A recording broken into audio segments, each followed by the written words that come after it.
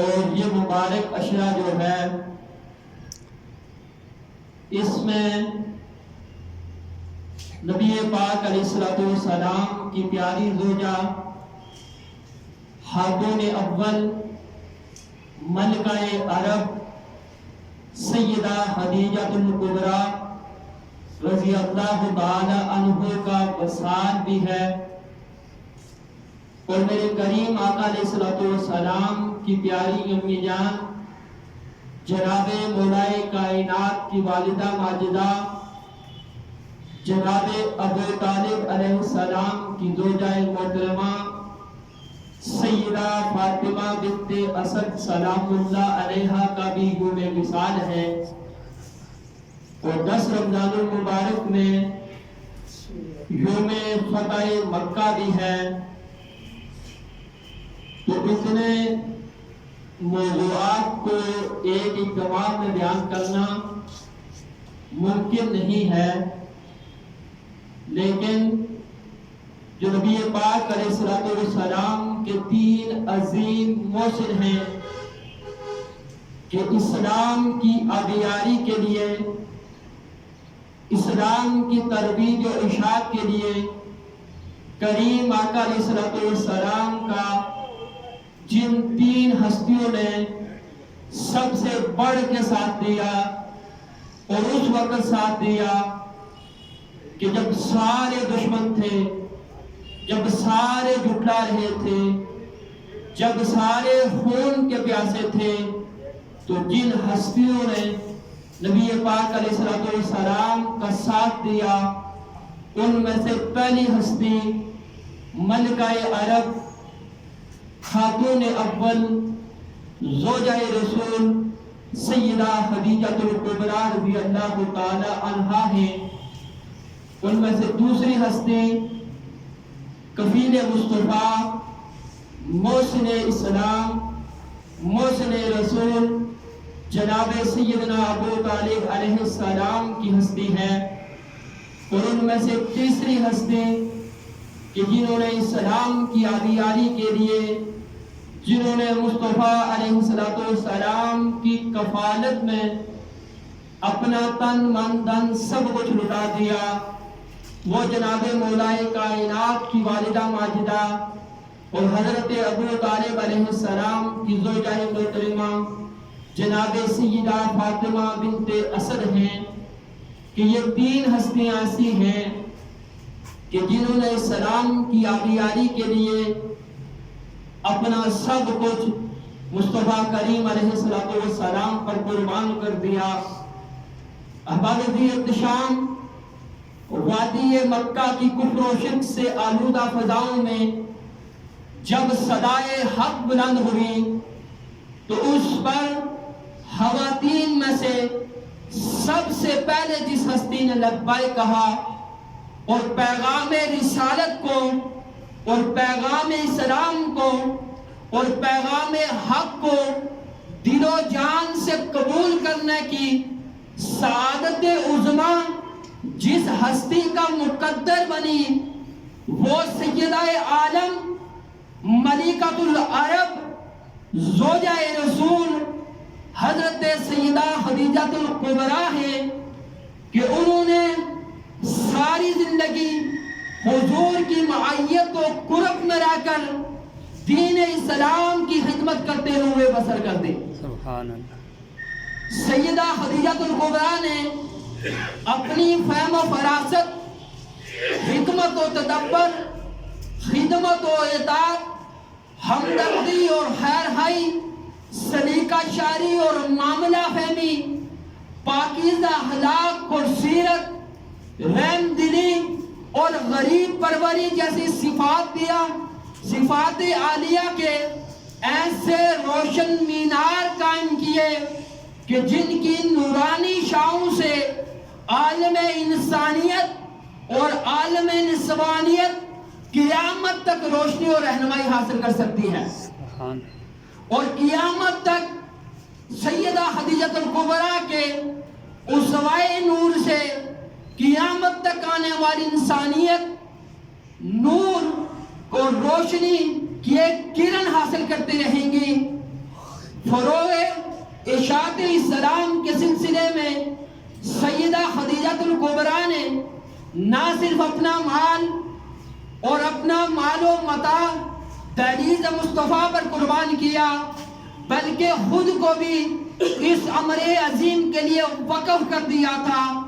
حضور علیہ السلام کی رضا و خوشنودی کا حصول اور آپ کی ہر حاج اور آپ کے ہر حکم کی تعمیل کے لیے اور آپ کی ہر حکم کا تعمیل آپ کی زندگی کا مشن تھا، آپ کی زندگی کا مقصد حیات تھا۔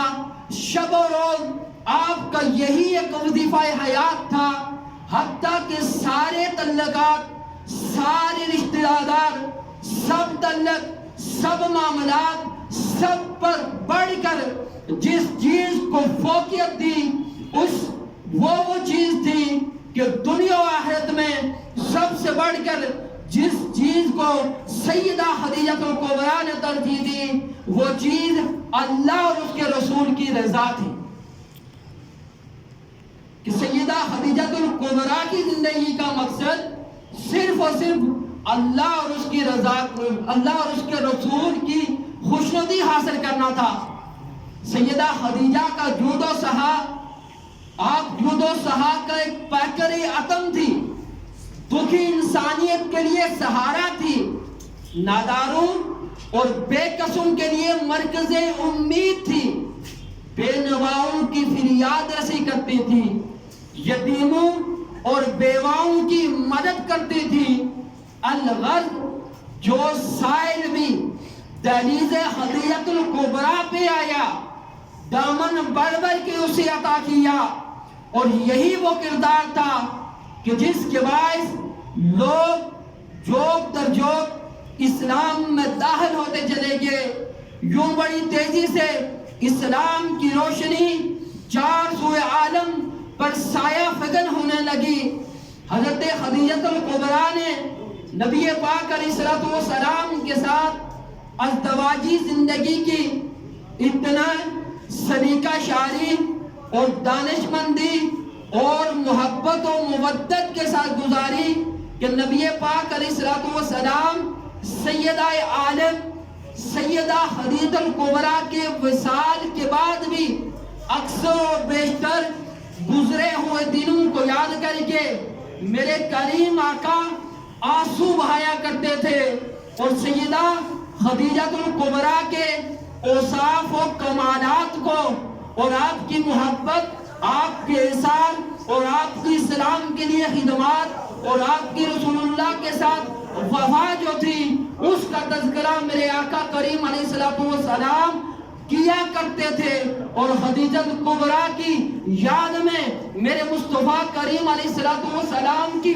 آنکھوں سے آنسو جاری ہوا کرتے تھے۔ سیدہ خدیجہ الکبریٰ کو باقی ازواج مطہرات جذبات رشک سے دیکھتی تھی، در حقیقت حضور کی محبت اور حضور کا جتنا پیار سیدہ خدیجہ الکبریٰ کو ملا اتنا حضور کی کسی اور زوجہ کو نہ مل سکا۔ سبحان اللہ۔ ایک روز حسب عادت نبی پاک علیہ السلام سیدہ خدیجہ الکبریٰ کا تذکرہ فرما رہے تھے، سیدہ خدیجہ الکبریٰ کے اوصاف و کمالات کو بیان فرما رہے تھے، سیدہ خدیجہ الکبریٰ کی اسلام کے لیے جو خدمات تھی ان کا تذکرہ فرما رہے تھے، سیدہ خدیجہ الکبریٰ کی تعریف و توصیف فرما رہے تھے، تو سیدہ عائشہ الصدیقہ سے نہ رہا گیا تو عرض کرنے لگی، یا رسول اللہ وہ تو ایک بوڑھی بیوہ خاتون تھی، خدا نے ان سے بہتر زوجہ آپ کو دی ہے۔ یہ سن کر چہرہ نبوت پر، چہرہ وضحا پر، چہرہ مصطفیٰ پر ناگواری کے آثار ظاہر ہوئے، حتیٰ کہ چہرہ اقدس سرخ ہو گیا، اور کریم آقا علیہ السلام فرمانے لگے، عائشہ خدیجہ سے بہتر بیوی مجھے نہیں مل سکتی، کیونکہ خدیجہ مجھ پر اس وقت ایمان لائی، اس وقت خدیجہ نے میری تصدیق کی جب سارے مکہ والے مجھے جھٹلا رہے تھے، جب سارے میرے دشمن تھے، جب سارے میرے میرے مخالف تھے تو جو میری غم گساری کیا کرتی تھی، جو میرے دکھ درد کا مداوا کیا کرتی تھی، اس ہستی کا نام سیدہ خدیجہ الکبریٰ ہے۔ سبحان اللہ۔ فرمایا انہوں نے میرا ساتھ اس وقت دیا جب لوگوں نے میرا ساتھ چھوڑ دیا تھا، انہوں نے اپنا مال و دولت اسلام پر اس وقت قربان کیا کہ جب سارے اسلام سے دور بھاگ رہے تھے، جب سارے میرے دشمن بنے تھے، جب سارے اسلام کے دشمن تھے، جب سارے رسول کے دشمن تھے، جب سارے مجھ محمد کے دشمن تھے، تو جس نے اپنے مال سے، جس نے اپنے اخلاق سے، جس نے اپنے کردار سے، جس نے اپنی محبت و مودت کے ساتھ میرا ساتھ دیا، اس ہستی کا نام سیدہ خدیجہ الکبریٰ ہے۔ سبحان اللہ۔ اور یہی سیدہ خدیجہ الکبریٰ ہے کہ جن کے بدن اقدس سے اللہ رب کائنات نے نبی پاک علیہ السلام کو اولاد کی دولت سے مالا مال فرمایا۔ سبحان اللہ۔ نبی پاک علیہ السلام کے ایک بیٹے حضرت سیدہ ماریہ قبطیہ رضی اللہ تعالیٰ عنہ کے بدن اقدس میں سے ہیں۔ اس کے علاوہ حضور کی 4 بیٹیاں اور حضور کے جتنے بھی بیٹے تھے، یہ سب کے سب حضرت سیدہ خدیجہ الکبریٰ کے بدن اقدس سے پیدا ہوئے۔ سبحان اللہ۔ سیدہ خدیجہ الکبریٰ نے ہر خوشی و غمی، ہر دکھ و تکلیف میں میرے کریم آقا علیہ السلام کا ساتھ دیا، اور ہر لمحہ ہر دکھ کا مداوا بن کر میرے کریم آقا علیہ السلام کے ساتھ کھڑی رہی۔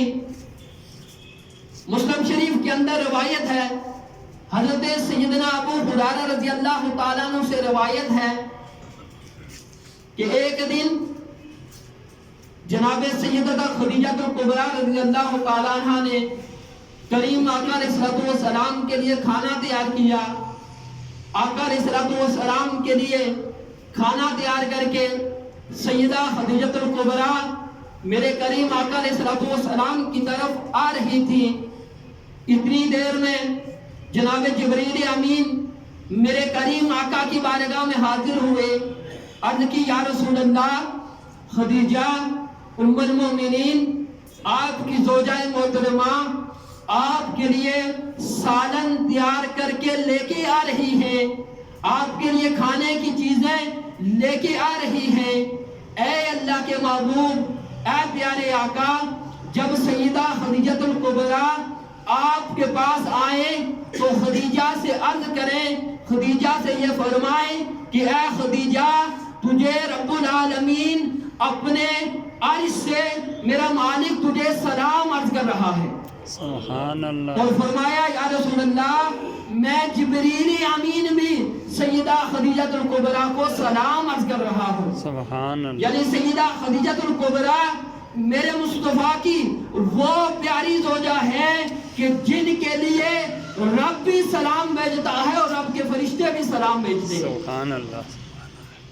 ایک اور روایت میں ہے، مسند امام احمد کے اندر روایت ہے، حضرت سیدنا ابن عباس سے روایت ہے کہ اللہ کے محبوب علیہ السلام نے فرمایا کہ جو جنتی عورتیں ہیں ان میں سے سب سے افضل جو ہیں وہ 4 عورتیں ہیں۔ ان میں سے ایک حضرت خدیجہ بنت خویلد نبی پاک علیہ السلام کی زوجہ محترمہ ہیں، دوسری فاطمہ بنت محمد جو رسول اللہ کے جگر کا ٹکڑا، جگر گوشائے رسول، سیدہ زاہدہ طیبہ طاہرہ خاتون جنت سیدہ فاطمہ الزہرا سلام اللہ علیہا آپ ہیں، اور تیسری حضرت آسیہ بنت مزاحم جو زوجہ فرعون ہیں، اور چوتھی حضرت سیدہ مریم بنت عمران ہیں، کہ جنتی عورتوں میں سے جو سب سے افضل 4 خواتین ہیں۔ فرمائے یا رسول اللہ، یہ 4 خواتین جنتی عورتوں میں سب سے افضل ہیں۔ سبحان اللہ۔ نبی پاک علیہ السلام کے اخلاق حسنہ کا چرچا ہر جگہ ہونے لگا۔ مکے کے جو کافر، جو دشمن تھے، جو کلمہ نہیں پڑھتے تھے، جو اللہ کی توحید کا اقرار نہیں کرتے تھے، جو نبی کی رسالت کا انکار کرتے تھے، جو نبی نبی کو نبی نہیں مانتے تھے، جو میرے مصطفیٰ کے جانی دشمن تھے، جو رسول کے خون کے پیاسے تھے، جو رسول کے راستے میں رکاوٹیں کھڑی کرتے تھے، جو رسول کے جانی دشمن تھے، جو رسول سجدے میں ہوتے تو رسول کے اوپر اوجڑیاں پھینکتے تھے، جو رسول کے راستے میں کانٹے بچھایا کرتے تھے، جو رسول اللہ کے جسم پر پتھر مارا کرتے تھے، جو طائف کے بازاروں میں میرے مصطفیٰ کریم پر پتھروں کی بارش کیا کرتے تھے، جو مکے کے کافر، جو بدبخت میرے مصطفیٰ کریم کے جانی دشمن تھے کہ طائف کے موقع پر، طائف کے میدان میں میرے مصطفیٰ کریم پر اتنے پتھر برسائے کہ میرے کریم آقا علیہ السلام کا جسم مبارک خون سے لہو لان ہو گیا، اور اتنا خون میرے مصطفیٰ کریم علیہ السلام کے بدن مبارک سے نکلا کہ آپ کے جو پاپوش تھے، جو نالیل مقدس سے وہ خون جمنے کی وجہ سے ان سے آپ کا پاؤں باہر نہیں نکل رہا تھا۔ اتنے ظلم و ستم کیے، رسول کے بلال کو تڑپایا، سویب کو تڑپایا، جناب سلیمان کو تڑپایا، حضرت حباب بن ارت پہ ظلم و ستم کیے۔ مکے کے جو کافر تھے، جو رسول کے جانی دشمن تھے، وہ سارے دشمن تھے، لیکن سب سے زیادہ جس ہستی کو وہ مکے کے کافر بھی صادق و امین جانتے تھے، وہ میرے اور آپ کے آقا علیہ السلام کی ذات ہے۔ سبحان اللہ۔ کہ وہ جان کے دشمن تھے، وہ بے ایمان تھے، وہ کافر ہونے کے باوجود سب سے زیادہ جس ہستی کو صادق و امین مانتے تھے، کہا کرتے تھے کہ جو سب سے زیادہ سچا ہے وہ محمد عربی ہے، جو سب سے زیادہ امانتدار ہے وہ محمد عربی ہے۔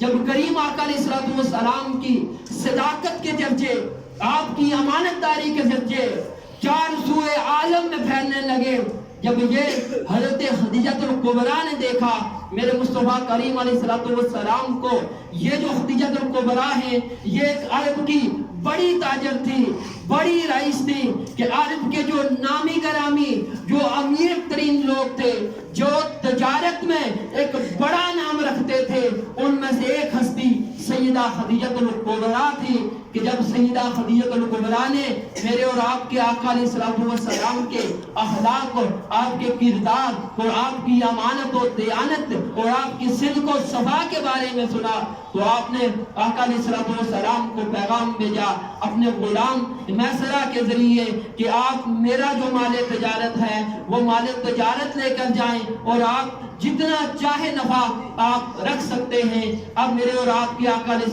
السلام حضرت خدیجہ الکبریٰ کا مال لے کر تجارت کے لیے جب آپ ملک شام کی طرف سفر پر گئے، تو راستے میں ایک جگہ اس قافلے نے پڑاؤ ڈالا، اور آقا علیہ السلام کے پیارے چچا جناب سیدنا ابو طالب بھی آپ کے ساتھ ہیں، تو مکے کے جو بڑے بڑے تاجر تھے وہ سارے لوگ موجود تھے۔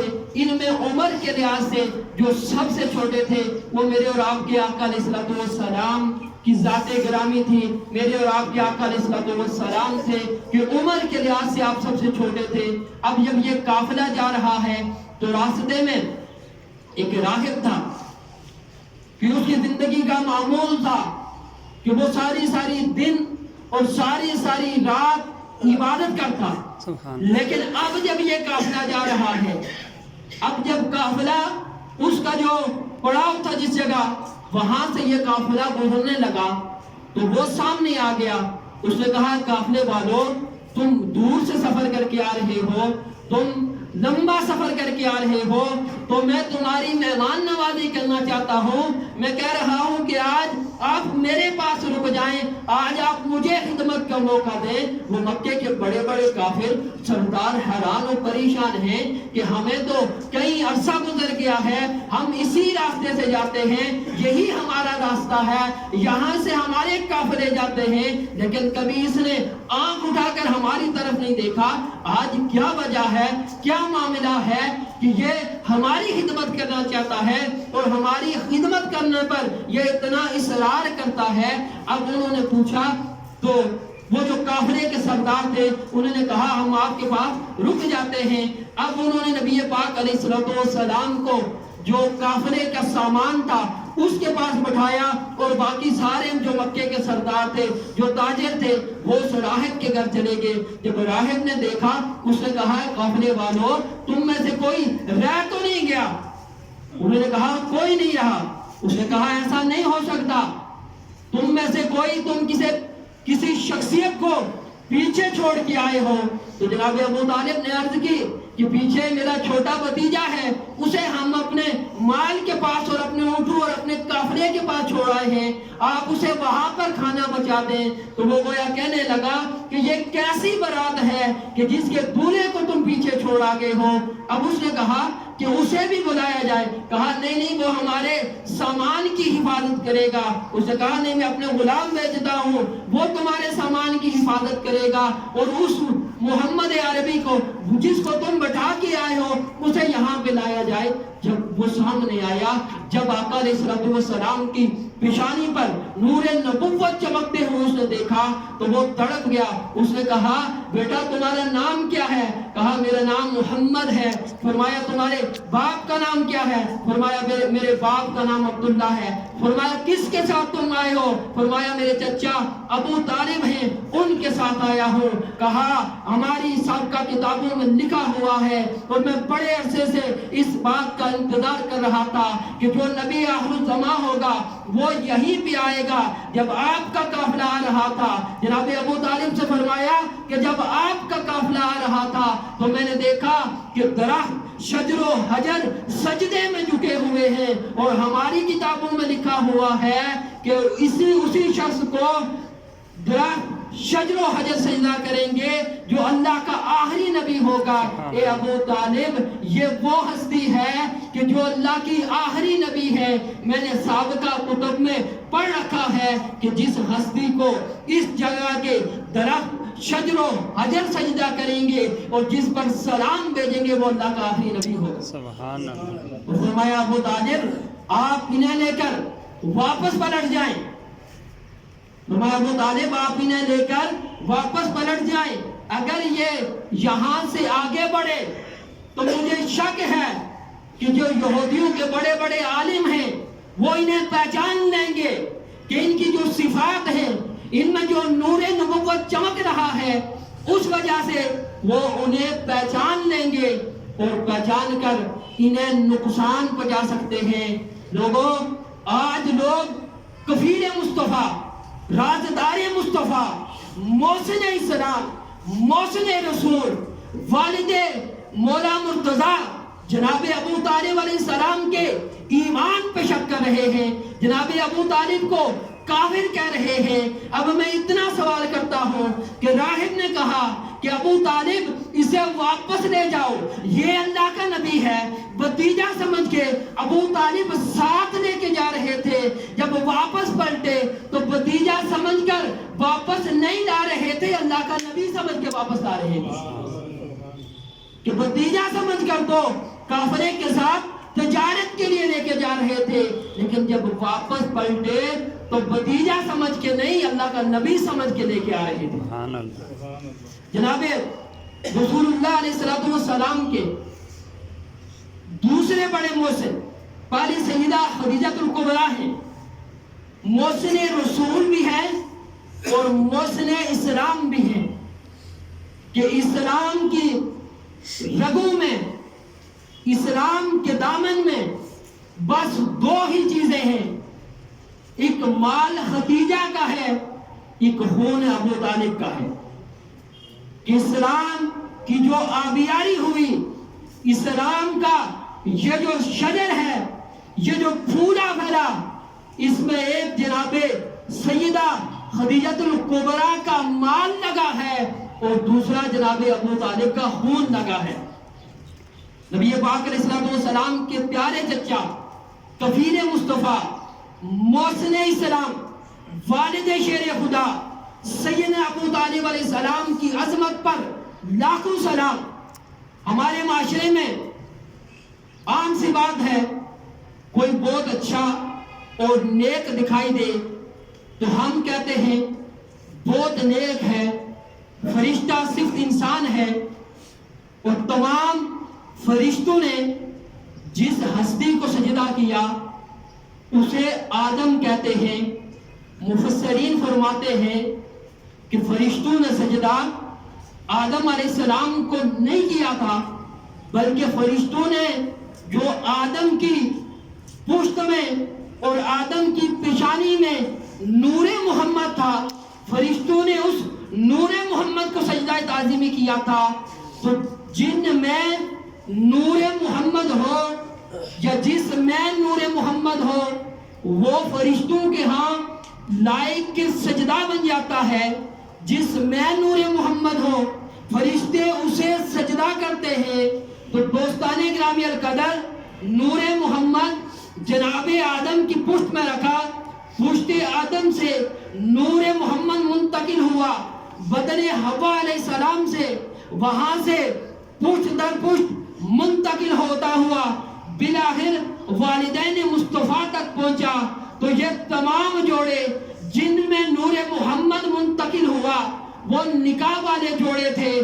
نور محمد جناب آدم و حوا سے والدین مصطفیٰ تک پہنچا۔ اب لوگ کہتے ہیں نبی نے 40 سال بعد اعلان نبوت کیا تو والدین پہلے انتقال کر گئے، لہذا وہ مسلمان نہیں، کلمہ نہیں پڑھا۔ جب کلمہ نہیں پڑھا تو مسلمان نہیں۔ آپ کے پاس کوئی قیمتی چیز ہو اور آپ قیمتی چیز بطور امانت کسی کے پاس رکھوانا چاہے تو انتخاب کس کا کریں گے؟ ہمیشہ جو صاحب فہم و فراست ہوگا، جو صاحب عقل ہوگا، جو فہم و فراست والا ہوگا، علاقے میں گلی محلے میں کسی بے ایمان کا انتخاب نہیں کرے گا بلکہ ایماندار کا انتخاب کرے گا۔ تو میں حیران ہوں کہ ایک انسان چھوٹی سی عقل رکھنے والا اپنی قیمتی چیز بطور امانت کسی بے ایمان کے پاس نہیں رکھتا، تو وہ کونین کا خالق ہو کر، وہ کونین کا مالک ہو کر، وہ کل جہاں کا مالک ہو کر، وہ کل جہاں کا خالق ہو کر، وہ نور محمد جیسی امانت اور نور محمد جیسی قیمتی امانت کسی بے ایمان میں کیسے رکھ سکتا ہے؟ ہرگز نہیں رکھ سکتا۔ تو ماننا پڑے گا کہ نور محمد جن ظلموں میں رہا، جن پشتوں میں رہا، وہ سب نور والے اور وہ سب ایمان والے تھے۔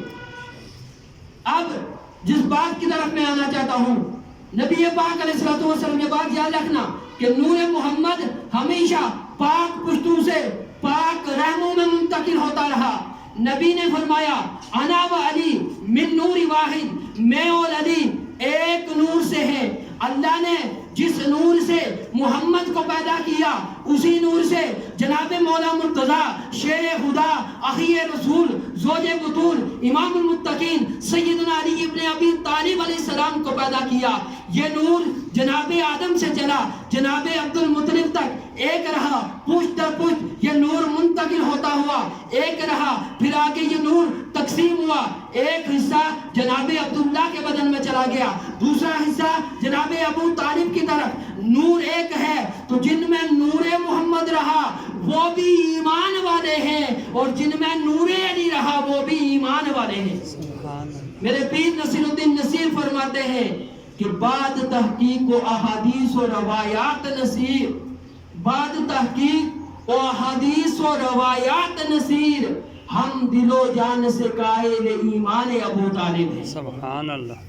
کہ جناب سیدنا ابو طالب علیہ السلام وہ عظیم ہستی ہے کہ میرے مصطفیٰ کریم علیہ السلام کا نکاح جس ہستی نے پڑھایا اس ہستی کا نام ابو طالب ہے۔ سبحان اللہ۔ اب آپ میں سے اور مجھ میں سے ہماری حیثیت اوقات کیا ہے، لیکن میرا نکاح ہو، آپ میں سے کسی کا نکاح ہو تو کوئی کہتا ہے میرا نکاح میرے پیر صاحب پڑھائیں گے، کوئی کہتا ہے میرے پسند کے فلاں مولوی صاحب ہیں، فلاں عالم صاحب ہیں، فلاں علامہ صاحب ہیں، فلاں پیر صاحب ہیں، میرا نکاح وہ پڑھائیں گے۔ کسی کو آپ میں سے مجھے کوئی کہے کہ فلاں پادری سے نکاح کرواؤ، کوئی نہیں کرے گا۔ کہے فلاں یودھیوں کا بڑا عالم ہے اس سے نکاح پڑھواؤ، تو کوئی صاحب عقل صاحب ایمان ایسا سوچ بھی نہیں سکتا۔ وہ کہتا ہے میں تو اپنے مرشد سے، اپنے پیر صاحب سے، اپنے کسی بڑے عالم سے اپنا نکاح پڑھاؤں گا۔ تو میں اتنا سوال کرتا ہوں کہ میری اور آپ کی حیثیت کیا ہے؟ تو ہم کسی بے ایمان سے اپنا نکاح نہیں پڑھواتے تو کائنات کی سب سے عظیم ہستی جو وجہ تخلیق کائنات ہے میرے اور آپ کے آقا علیہ الصلوۃ والسلام کا نکاح سیدہ خدیجہ الکبریٰ کے ساتھ جناب سیدنا ابو طالب علیہ السلام نے پڑھایا تو پھر بالیقین ماننا پڑے گا کہ ابو طالب صاحب ایمان اور پکے مومن تھے، اس لیے کہ رسول کے پہلے نکاح خان کا نام جناب ابو طالب ہے۔ سبحان اللہ، سبحان اللہ۔ حضرات گرامی، کفر بہت بڑی نجاست ہے، نجاستوں میں سے سب سے بڑی جو نجاست ہے وہ کفر ہے۔ اب مکھی بھی ایک نجاست ہے، کفر بھی نجاست ہے۔ مکھی نبی کے جسم پر نہیں بیٹھتی۔ پوری تاریخ اسلامیہ میرے مصطفیٰ کی سیرت کو اٹھا کر دیکھ لیں کہ مکھی گندگی پہ بیٹھتی ہے۔ میرے مصطفیٰ کریم کے جسم اقدس پر آپ کی ساری زندگی مکھی نہیں بیٹھتی۔ سبحان اللہ۔ کفر بھی نجاست، مکھی بھی نجاست، ساری زندگی مکھی نبی کے جسم پر نہیں بیٹھی۔ جب نجاست مکھی ہو تو وہ نہیں بیٹھتی، تو جس ابو طالب کے سینے سے سینہ لگا کر پوری رات میرے مصطفیٰ سوئے رہے، جس ابو طالب کے بستر پر 42 سال میرے مصطفیٰ سوئے رہے، جس ابو طالب کے ساتھ 42 سال میرے مصطفیٰ نے گزارے، وہ ابو طالب بے ایمان کیسے ہو سکتا ہے؟ سبحان اللہ۔ تو ماننا پڑے گا کہ مکھی جیسی نجاست میرے مصطفیٰ کے قریب نہیں آ سکتی، تو کفر جیسی نجاست میرے کریم آقا کے قریب کیسے آ سکتی؟ سبحان اللہ۔ پھر یقین ماننا پڑے گا کہ کفیل مصطفیٰ جناب محسن السلام سیدنا ابو طالب علیہ السلام پکے مومن اور مسلمان تھے۔ حدیث میں آتا ہے کہ کریم آقا علیہ السلام نے فرمایا کہ جو شخص یتیم کے سر پر ہاتھ رکھے، فرمایا قیامت کے دن وہ میرے ساتھ اس طرح ہوگا کہ جس طرح بلا تمثیل ہاتھ کی 2 انگلیاں ہوتی ہیں۔ فرمایا جس نے یتیم کے سر پر ہاتھ رکھا، میرے مصطفیٰ نے فرمایا وہ قیامت کے دن میرے ساتھ جنت میں اس طرح ہوگا کہ جس طرح ہاتھ کی 2 انگلیاں ہوتی ہیں۔ تو عام یتیم کی کفالت کرنے والا میرے مصطفیٰ کے ساتھ اس طرح کھڑا ہوگا، تو جو سارے یتیموں کا ملجا و ماوا ہے، جو سارے دکھیوں کا مداوا کرنے والا ہے، جو جناب عبداللہ کا در یتیم اس کے سر پر جو ہاتھ رکھے، وہ جناب ابو طالب علیہ السلام وہ کس قدر بلند درجہ اور کس قدر عزت و عظمت و رفعت کے مالک ہوں گے۔ سبحان اللہ۔ کہ عام یتیم میرے مصطفیٰ کے ساتھ ایسا کھڑا ہوگا، تو جس نے خود مصطفیٰ عبداللہ کے در یتیم کی کفالت کی اور 42 سال تک جس نے مصطفیٰ کی خدمت کی، میرے مصطفیٰ اس ہستی کو کس قدر بلند مرتبے و مقام پر لے کے جائیں گے۔ سبحان اللہ۔ دیکھیں اللہ کے نبی نے فرمایا، اللہ رب کائنات نے فرمایا کہ اے میرے محبوب، اگر کوئی کافر مر جائے تو کسی اہل ایمان کو یہ زیب نہیں دیتا کہ کسی کافر کے لیے کہ کوئی مومن مسلمان سوگ منائے، کہ کسی مومن کو یہ بات زیب نہیں دیتی کہ کسی کافر کے مرنے پر وہ سوگ منائے۔ ہاں اگر کوئی مومن کوئی مسلمان فوت ہو جائے تو اس کے لیے شریعت اسلامیہ نے 3 دن سوگ کا بتایا ہے کہ 3 دن تک آپ سوگ کر سکتے ہیں۔ قربان نہ جاؤں جناب ابو طالب کی عظمت پر، جناب ابو طالب کی عزت شان اور آپ کے مقام پر کہ میرے مصطفیٰ نے عام مومن عام مسلمان شریعت محمدیہ نے 3 दिन शोक की इजाजत दी है, लेकिन अबू तालिब वो अजमतों वाला, वो जिफतों वाला और वो बुलंद मकाम वाली हस्ती है कि जब जनाबे अबू तालिब का विसाल होता है, मेरे मुस्तफ़ा करीम ने 1 दिन नहीं, 2 दिन नहीं, 3 दिन नहीं, 1 माह नहीं, 2 माह नहीं, 3 माह नहीं, 6 माह नहीं, बल्कि पूरा साल जनाबे अबू तालिब के गम में पूरे साल को मेरे मुस्तफ़ा ने आमल हुज़न करार दिया। मेरे मुस्तफ़ा करीम ने जनाबे अबू तालिब के सोग में पूरा साल दुख किया और पूरा साल मेरे मुस्तफ़ा करीम अलैहिस्सलाम ने अबू तालिब अलैहिस्सलाम का सोग बनाया। सुभान अल्लाह। अब आप में से हर साहिब अक़ल ये समझ सकता है कि अल्लाह का नबी किसी काफिर के लिए सोग बना रहा है, तो हर साहिब ईमान, हर गैरतमंद बंदा यही कहेगा कि अल्लाह के नबी किसी बेईमान के लिए सोग नहीं बना सकते। तो जब अल्लाह के महबूब ने 3 दिन नहीं, पूरा 1 साल जनाबे अबू तालिब आपकी वफात पर पूरा साल सोग बनाकर ये बताया कि लोगों, मुझे मुस्तफ़ा करीम के साथ जिस हस्ती ने सबसे ज्यादा प्यार किया, जिस हस्ती ने अपना सब कुछ मुझ पे कुर्बान किया, उस हस्ती का नाम जनाबे अबू तालिब है। ऐ मेरे मुस्तफ़ा करीम अलैहिस्सलाम के गुलामों, ये 3 हस्तियां ऐसी अजीम हस्तियां हैं। पहली सैयदा खदीजतुल कुबरा, दूसरी जनाबे सैयदा फातिमा बिनते असद। मेरे मुस्तफ़ा करीम अलैहिस्सलाम ने जिन फातिमा बिनते असद के बारे में फरमाया कि मेरी माँ के बाद मेरी जो माँ है वो फातिमा बिनते असद है। फातिमा बिनते असद मौला मुर्तज़ा शेर खुदा की वालिदा और जनाबे अबू तालिब अलैहिस्सलाम की ज़ौजा मोहतरमा है और वो अजीम हस्ती है।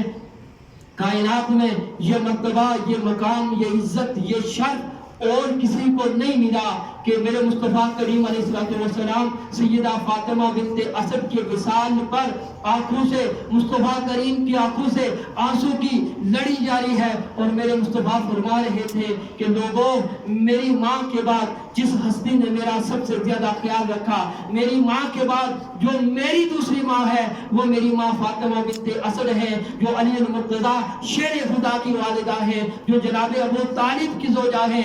फरमाया कि मेरे मुस्तफ़ा करीम ने जब सैयदा फातिमा बिनते असद का विसाल हुआ तो आका करीम अलैहिस्सलाम फातिमा बिनते असद की कब्र मुबारक के करीब तशरीफ ले गए। जब कब्र तैयार हुई, मेरे मुस्तफ़ा करीम अलैहिस्सलाम सैयदा फातिमा बिनते असद के मुकद्दर पर इंसान को रश्क आता है कि मेरे मुस्तफ़ा करीम खुद कब्र अनवर में उतरे और कुछ देर सैयदा फातिमा बिनते असद की कब्र में मेरे मुस्तफ़ा करीम लेटे रहे और फरमाते रहे कि मेरे लेटने की वजह से मेरी माँ फातिमा बिनते असद को सुकून और राहत मिलेगी। फिर मेरे मुस्तफ़ा करीम अलैहिस्सलाम ने अपना जो कुर्ता था उसका कफन सैयदा फातिमा बिनते असद को अता किया। ये फातिमा बिनते असद जो दूसरी मौसम सलाम है कि जिन्होंने इस्लाम के लिए जिनकी बड़ी खिदमत है, और तीसरी हस्ती जनाब अबू तालिब अलैहिस्सलाम है। ये 3 हस्तियां ऐसी हैं कि जिन्होंने अपना तन मन धन सब कुछ इस्लाम की आबियारी के लिए कुर्बान किया। सब कुछ इस्लाम की रगों में एक माले खदीजा है और दूसरा खून अबू तालिब है। करबला, बदर से लेकर करबला तक और करबला से लेकर आज तक जितने भी, जब भी दीन इस्लाम पर कोई मुश्किल वक्त आया, जब भी दीन इस्लाम पर कोई मुश्किल पेश आई, तो जिन हस्तियों ने सबसे पहले स्टैंड लिया, तो जो सबसे पहले बरसरे मैदान हुई, वो कोई ना कोई हस्ती करबला, बदर के मैदान से लेकर ओहद के मैदान में, हंदक में और करबला में, और करबला से लेकर बोलरे के ताजदार तक जब मिर्जा लांती ने जब नबुव्वत का दावा किया तो उस वक्त भी खून अबू तालिब मैदान में आया। जब गाजी मुमताज कादरी का मसला हुआ तो उस वक्त भी मेरे सैयदी आकाई मौलाई जनाब अबू तालिब का एक बेटा हुजूर मुस्लिम उम्मत किबला पीर सैयद हसीनुद्दीन शाह साहब सबसे पहले मैदान अमल में निकले। आज भी अगर दीन पर कोई मुश्किल वक्त आता है तो सबसे पहले जो दीन की अजमत, दीन की सरबलंदी, नबी की इज्जत और अजमत के लिए सबसे पहले मैदान अमल में होते हैं, वो अबू तालिब का कोई ना कोई बेटा होता है। इस्लाम की रगों में खून अबू तालिब है। अल्लाह रब्बे कायनात की बारगाह में दुआ हूँ, मालिक कायनात हमें इन हस्तियों के मकाम मर्तबे को समझने की तौफीक अता फरमाए। मालिक कायनात इन हस्तियों के तवस्सुल से मालिक कायनात हमारे मुल्क पाकिस्तान के ऊपर अपना खुसूसी फज़ल व करम अता फरमाए। जिन अहबाब ने सुन्नत नहीं अदा फरमाई, सब फरमा ले, फिर सुन्नत अदा फरमाए।